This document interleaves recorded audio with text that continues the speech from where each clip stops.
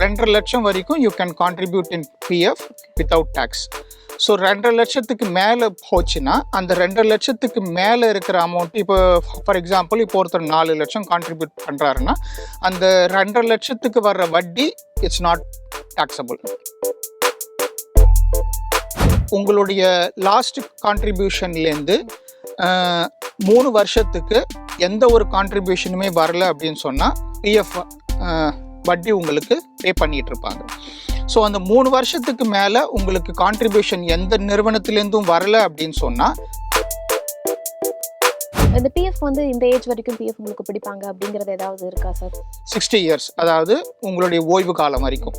ஓய்வு காலத்துக்கு மேலே நீங்கள் வேற எங்கேயாவது கான்ட்ரிபியூட் பண்ணிங்கனாலோ இல்லை பர்சனலாக வேற எங்கேயாவது நிறுவனத்தில் போய் ஒர்க் பண்ணிங்கனாலோ உங்களுக்கு, இல்லை காலேஜ் ஏதாவது ஜாயின் பண்ணுறதுக்கோ இல்லை உங்கள் படிப்புக்கோ வீடு கட்டுறதுக்கோ இந்த மாதிரி விஷயங்களுக்கு நீங்கள் உங்களுடைய பிஎஃப்பை விட்ரா பண்ணலாம். ஸோ இதில் என்னென்னா விட்ராயல் அப்படி பண்ணும் பொழுது உங்களுடைய கான்ட்ரிபியூஷன் மட்டும்தான் நீங்கள் விட்ரா பண்ண முடியுமே தவிர கம்பெனியோட கான்ட்ரிபியூஷனை நீங்கள் விட்ரா பண்ண முடியாது. மார்க்கெட் நிலவரப்படி அந்த ரெகுலர் வருமானம் வர்றது, கேரண்டீட் வருமானம் வர்றதை ஒன்று எடுத்து வேற எதில் இன்வெஸ்ட் பண்ணுறதுங்கிறது இட்ஸ் நாட் அட்வைசபிள். பிடி பிரைம் நேயர்களுக்கு வணக்கம். பொதுவாக நம்ம ஒரு ஜாப் போகிறோம் அப்படின்னா நமக்கான பிஎஃப் கான்ட்ரிபியூஷன் அப்படிங்கிறது மந்த்லி வந்து எடுத்து வச்சுட்டு இருப்போம். அது நமக்கு தெரியாமல் ஒரு சேவிங்ஸாகவும் இருந்து வந்துட்டு இருக்கும். இந்த பிஎஃப் ரிலேட்டடாக பொதுவாக நிறைய டவுட்ஸ் அப்படிங்கிறது இருந்து வந்துட்டு இருக்கும். அது யார்கிட்ட கேட்கலாம், என்ன மாதிரியான கிளாரிஃபிகேஷன் கிடைக்கும் அப்படிங்கிறதும் நமக்கு இருக்கும். பிஎஃப் ரிலேட்டடாக இருக்கக்கூடிய எல்லா டவுட்ஸையும் இன்னைக்கு நம்ம கூட கிளாரிஃபை பண்ணுறதுக்காக எக்கனாமிஸ்ட் திரு ராஜேஷ் சார் நம்ம கூட இருக்காங்க. அவர்கிட்ட நிறைய விஷயங்களை கேட்டு தெரிஞ்சுக்கலாம். வணக்கம் சார். வணக்கம். ஃபர்ஸ்ட் பிஎஃப் அப்படிங்கிறது யாருக்கு பிடிக்கணும், என்ன மாதிரியான கான்ட்ரிபியூஷன் அப்படிங்கிறது இந்த பிஎஃப்ல இருக்கு? இப்போது இந்தியாவில் எந்த நிறுவனமாக இருந்தாலும் 21 பேருக்கு மேலே அங்கே எம்ப்ளாய்மெண்ட்டு வச்சுருந்தாங்கன்னா கண்டிப்பாக அவங்க ப்ராவிடென்ட் ஃபண்டு பிடிச்சி அந்த கான்ட்ரிபியூஷனை எம்ப்ளாய் ப்ராவிடென்ட் ஃபண்ட் ஆர்கனைசேஷனுக்கு அனுப்பணும். இதுவே பெரிய லார்ஜ் ஆர்கனைசேஷன்ஸாக, ஃபார் எக்ஸாம்பிள் டிசிஎஸ்ஸாக இருந்தால், விப்ரோவாக இருந்தால், அவங்களுக்குள்ளாரியே ஒரு ட்ரஸ்ட் மாதிரி ஒன்று ஃபார்ம் பண்ணி ஸ்ட்ரெயிட்டாக அதில் அவங்க கான்ட்ரிபியூட் பண்ணலாம். இதுதான் ரூல். இன்ட்ரெஸ்ட் ரேட்டை பொறுத்த வரைக்குமே இந்த பிஎஃப்க்கு அப்படிங்கிறது என்ன மாதிரியான ரூல்ஸ் இருக்குது, எப்போ இன்ட்ரெஸ்ட் நமக்கு கிடைக்கும்? இன்ட்ரெஸ்ட் ரேட்டு வந்து பார்த்திங்கன்னா வருஷம் கவர்மெண்ட்டை அனௌன்ஸ் பண்ணுவாங்க. அதாவது மார்க்கெட்டில் என்ன இன்ட்ரெஸ்ட் ரேட் இருக்கோ அப்போதைய ரெப்போ ரேட்டு இது எல்லாமே வச்சு ஒன்ஸ் இன் அ குவார்ட்டர் இல்லாட்டி ஒன்ஸ் இன் அ இயர் அந்த மாதிரி அனௌன்ஸ் பண்ணுவாங்க. இப்போ லாஸ்ட் இயர் பார்த்தீங்கன்னா 8.15 ஆச்சு, இப்போ 8.25 ஆயிருக்கு. ஸோ ஒன்ஸ் இன் இயர் கவர்மெண்ட்டே அனௌன்ஸ்மெண்ட் பண்ணும் பொழுது அவங்க எந்த டேட்டில் சொல்கிறாங்களோ அந்த டேட்லேருந்து உங்களுக்கு வட்டி கிரெடிட் ஆகும். பெரும்பாலும் பார்த்தீங்கன்னா April 1 starting of the financial இயர்லேருந்து பேக் டேட் போட்டு தான் உங்களுக்கு கிரெடிட்டே பண்ணுவாங்க. இந்த பிஎஃப் பொறுத்த வரைக்குமே எனக்கு சேலரியை பொறுத்து பிஎஃப் அமௌண்ட் பிடித்தம் அப்படிங்கிறது இருக்குமா? எனக்கு ஒரு 15,000க்கு மேலே இருந்தால் இவ்வளோ பிஎஃப் பிடிப்பாங்க, 15,000க்கு கீழே இருந்தால் இவ்வளோ பிஎஃப் அமௌண்ட் அப்படிங்கிறது பிடிப்பாங்கன்னு இருக்கா? எந்த அளவு சேலரி வச்சுருந்தாலும் 12% ஆஃப் பேசிக், எல்லாருடைய சேலரிலையும் அந்த பேசிக்குங்கிற ஒரு காம்பனண்ட் இருக்கும். அந்த பேசிக் காம்பனண்ட்டில் 12% உங்கள் சேலரியிலேருந்து எடுப்பாங்க. அதே 12% கம்பெனியும் கான்ட்ரிபியூட் பண்ணுவாங்க. அந்த கம்பெனி கான்ட்ரிபியூஷனில் பார்த்தீங்கன்னா அவங்களுடைய 12% கான்ட்ரிபியூஷனில் 8.33% இல்லாட்டி 1,250 விச் எவர் இஸ் லோயர். இது ரெண்டுத்தில் உங்களுக்கு பென்ஷன் ஃபண்டுங்கிற இதில் கிரெடிட் பண்ணுவாங்க. உங்களுக்கு வட்டி வர்றது வந்து அந்த பிஎஃப் அமௌண்ட்டில் தான் வட்டி வருமே தவிர அந்த பென்ஷன் ஃபண்டில் உங்களுக்கு வட்டி வராது. ஸோ எம்ப்ளாயி கான்ட்ரிபியூஷனில் 1,250 plus whatever is the balance அந்த 12%. இப்போ இந்த பிஎஃப்ல வந்து டாக்ஸ் நம்ம சேவ் பண்ணிட்டு வந்துட்டு இருக்கோம். டாக்ஸ் எக்ஸம்ஷனை பொறுத்த வரைக்கும் எந்த மாதிரி இருக்கு? இத்தனை வருஷமா ஒரு 2 வருஷங்களுக்கு முன்னாடி எல்லா கான்ட்ரிபியூஷனையும் வந்து டாக்ஸ் எக்ஸம்டட் அப்படின்னு சொல்லியிருந்தாங்க. ஒரு 2 பட்ஜெட்டுக்கு முன்னாடி நினைக்கிறேன். ஸோ 2.5 லட்சம் வரைக்கும் you can contribute in PF without tax. So 2.5 லட்சத்துக்கு மேலே போச்சுன்னா அந்த 2.5 லட்சத்துக்கு மேலே இருக்கிற அமௌண்ட், இப்போ ஃபார் எக்ஸாம்பிள் இப்போ ஒருத்தர் 4 லட்சம் கான்ட்ரிபியூட் பண்ணுறாருன்னா அந்த 2.5 லட்சத்துக்கு வர்ற வட்டி இட்ஸ் நாட் டாக்ஸபிள். ஸோ அந்த 2.5 லட்சத்துக்கு மேலே இருக்க பாக்கி 1.5 லட்சத்துக்கு அது எவ்வளோ வட்டி ஏர்ன் பண்ணுதோ அந்த அமௌண்ட்டு வந்து உங்கள் வருமானத்தில் சேர்த்து உங்கள் ஸ்லாபு படி டாக்ஸேஷன் வரும். நார்மல் பிஎஃப் கான்ட்ரிபியூஷனுக்கான டேக்ஸ்ன்னு பார்த்தீங்கன்னா 80Cல வர்றதுனால உங்களுக்கு மேக்ஸிமம் 1.5 lakhs தான். அதுக்கு மேலே போகிறதுக்கான வாய்ப்புகள் இல்லை. பிஎஃப் ரிலேட்டடாக நம்ம பேசிட்டு இருக்கும்போது பிஎஃப் பணத்தை நம்ம வித்ட்ராயல் பண்ணும்போது அதற்கான டேக்ஸ் அப்படிங்கிறது எப்படி கால்குலேட் பண்ணப்படுது? இப்போ உங்களுடைய பிஎஃப் கான்ட்ரிபியூஷனை ஒரு 5 இயர்ஸ்க்குள்ளார நீங்கள் எடுத்தீங்கன்னா அது வந்து நார்மல் வருமானமாக கருதப்படும். அதாவது உங்கள் கான்ட்ரிபியூஷன் ப்ளஸ் வட்டி இது எல்லாமே நார்மல் வருமானமாக கருதப்பட்டு அதுக்கேற்ற மாதிரி அதுக்கான டாக்ஸேஷன் இருக்கும். ஸோ 5 இயர்ஸ்க்கு மேலே கான்ட்ரிபியூஷன் உங்கள் 5 இயர்ஸ்க்கு மேலே நீங்கள் எடுத்தீங்கன்னா 100% இட்ஸ் நாட் டேக்ஸபிள். அதே மாதிரி ரிட்டையர்மெண்ட் சமயத்தில் அது எடுக்கும் பொழுதும் இட்ஸ் நாட் டேக்ஸபிள். ஸோ இது வந்து எக்ஸம்ட் அப்படின்னு சொல்லுவாங்க. அதாவது முதலீடு பண்ணும் பொழுது இதுக்கு டாக்ஸ் கிடையாது, இட்ஸ் எக்ஸம்ட். நடுவில் அதுக்கு வர்ற வட்டிக்கு வருஷம் வர்ற வட்டிக்கு it's not taxable, it's exempt. இப்போ தான் அந்த ரூல் மாற்றிருக்காங்க. 2.5 லட்சத்துக்கு மேலே வர்ற வருமானத்துக்கு உங்களுக்கு வட்டி உண்டுன்னு சொல்லி. அதே மாதிரி விட்ராயல் பண்ணுற சமயத்தில் இட்ஸ் எக்ஸம்ட். ஸோ இஇஇ அப்படின்னு சொல்லுவாங்க.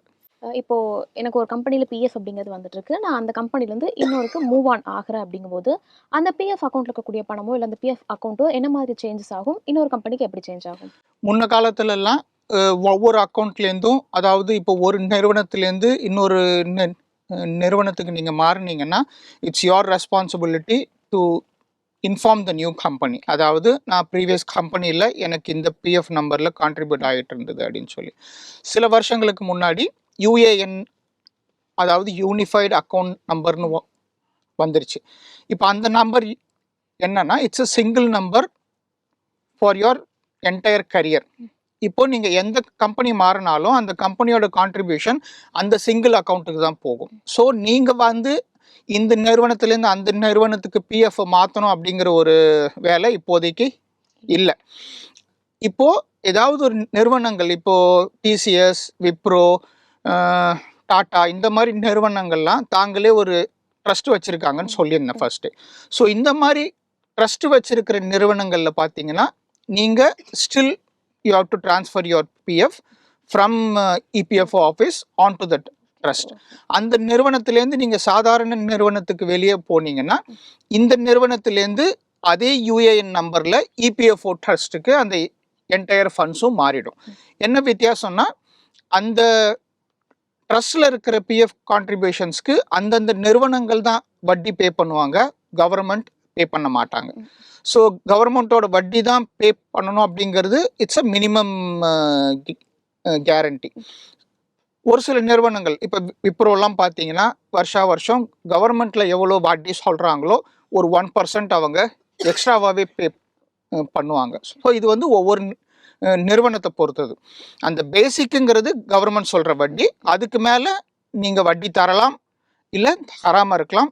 அது அந்தந்த நிறுவனத்தோட பாலிசி டிசிஷன். அதற்கு குறைவாக இருக்காது அப்படிங்கிறது. இப்போ வந்து நான் ஜாப் போயிட்டு இருக்கேன், ஒரு 2 இயர்ஸ் பிரேக் எடுக்கிறேன், மேபி படிக்க போகிறேன், ஒரு பிஸ்னஸ் பண்ண போகிறேன். 2 இயர்ஸ் முடிச்சுட்டு மறுபடியும் ஒரு ஜாப் கண்டினியூ பண்ணுறேன், எனக்கு பிஎஃப் அப்படிங்கிறது வருதுன்னா இந்த கேப்பில் அந்த பிஎஃப் அமௌண்ட் இல்லைன்னா அந்த பிஎஃப் அக்கௌண்ட் அப்படிங்கிறது என்ன மாதிரி இருக்கும்? இப்போ அதாவது உங்களுடைய லாஸ்ட் கான்ட்ரிபியூஷன்லேருந்து 3 வருஷத்துக்கு எந்த ஒரு கான்ட்ரிபியூஷனுமே வரல அப்படின்னு சொன்னால் பிஎஃப் வட்டி உங்களுக்கு பே பண்ணிட்டு இருப்பாங்க. ஸோ அந்த 3 வருஷத்துக்கு மேலே உங்களுக்கு கான்ட்ரிபியூஷன் எந்த நிறுவனத்திலேருந்தும் வரல அப்படின்னு சொன்னால் தென் உங்களுக்கு வர்ற வட்டி வந்து நின்றுடும்.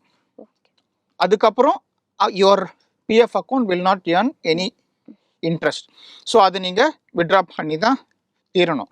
பிஎஃபோட ரூல்ஸ் படி நீங்கள் 3 மாதத்துக்கு மேலே நீங்கள் வேலை செய்யலைனாலே, எந்த ஒரு கான்ட்ரிபியூஷனும் வரலனாலே அந்த என்டையர் அமௌண்ட்டை நீங்கள் எடுத்துக்கலாம். ஸோ இந்த மாதிரி ஒரு பிரேக்கில் போகும் பொழுது அந்த 3 மாதம் கழித்து உங்கள் ப்ராவிடென்ட் ஃபண்டை எடுத்துக்கிட்டு வேறு எதுலையாவது இன்வெஸ்ட் பண்ணிவிட்டு அண்ட் தென் அதுக்கப்புறம் இன்கேஸ் நீங்கள் ரிட்டர்ன் வர்றீங்கன்னா அதே யூஎன் நம்பரில் you can use to deposit.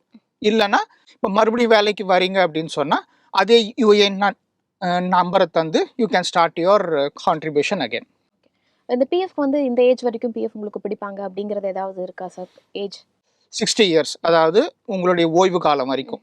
ஓய்வு காலத்துக்கு மேலே நீங்கள் வேற எங்கேயாவது கான்ட்ரிபியூட் பண்ணிங்கனாலோ இல்லை பர்சனலாக வேற எங்கேயாவது நிறுவனத்தில் போய் ஒர்க் பண்ணிங்கனாலோ உங்களுக்கு ப்ராவிடென்ட் ஃபண்டுங்கிற கான்செப்டே வராது. ஸோ 60 இயர்ஸ் வரைக்கும் தான் மேக்ஸிமம். மேக்ஸிமம் அந்த கான்ட்ரிபியூஷன் அப்படிங்கிறது இருக்கும். ஆமாம். இப்போ அந்த பணத்தை பிஎஃப் பணத்தை சில காரணங்களுக்காக நம்ம வித்ட்ரா பண்ணிக்கலாம் அப்படிங்கிற ஆப்ஷன்ஸ் எல்லாமே இருக்கும். என்னென்ன மாதிரியான காரணத்துக்காக பிஎஃப் பணத்தை நம்ம இடையிலேயே, அதாவது 60 இயர்ஸ்க்கு முன்னாடியே நம்மளோட மிட் ஏஜ்ல வந்து வித்ட்ரா பண்ணிக்க முடியும்?